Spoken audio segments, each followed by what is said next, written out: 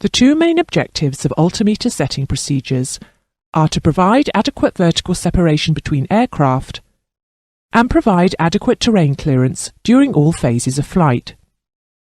There are two altimeter subscale settings that can be used at any aerodrome.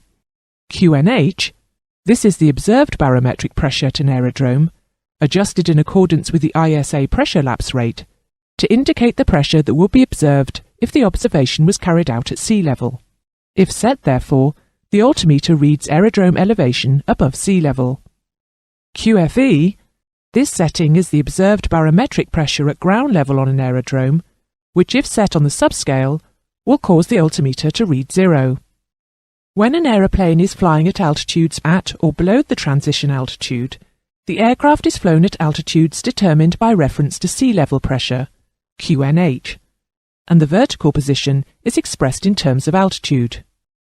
Above the transition altitude, the aeroplane is flown along surfaces of constant atmospheric pressure, based upon an altimeter subscale setting of 1013 millibars, and this altitude is expressed in terms of flight levels.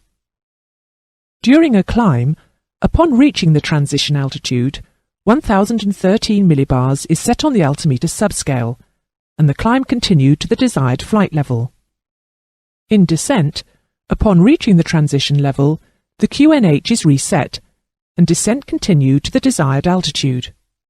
The flight level 0 is located at the barometric pressure level of 1013 millibars, and all subsequent flight levels are separated by pressure intervals corresponding to 500 feet in standard atmosphere. They are numbered Flight Level 30, Flight Level 35, Flight Level 40, Flight Level 45, or, as they get higher, Flight Level 100, Flight Level 105, Flight Level 110. The last two zeros of the number are always omitted. The transition altitude is to be specified for every aerodrome by the state in which the aerodrome is located, and shall be as low as possible, but normally not lower than 3,000 feet. Transition altitude will be calculated and rounded up to the nearest 1,000 feet, and published in the nation's AIP and shown on charts and approach plates. In the United States of America, for example, the transition altitude over most of the country is 18,000 feet, but it is higher over the mountains. In New Zealand, it is generally 13,000 feet.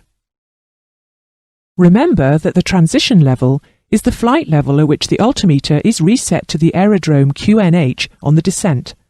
Subsequent flight is reported with reference to altitude. It will normally be passed to you in the approach and landing clearances. It changes with QNH changes, and is calculated by the controllers at regular intervals. It is defined as the first flight level above the transition altitude.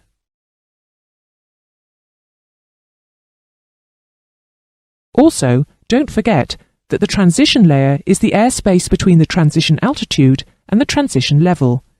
It is usually insignificant. When ascending through the transition layer, vertical position is reported as a flight level, and when descending, it is reported as an altitude.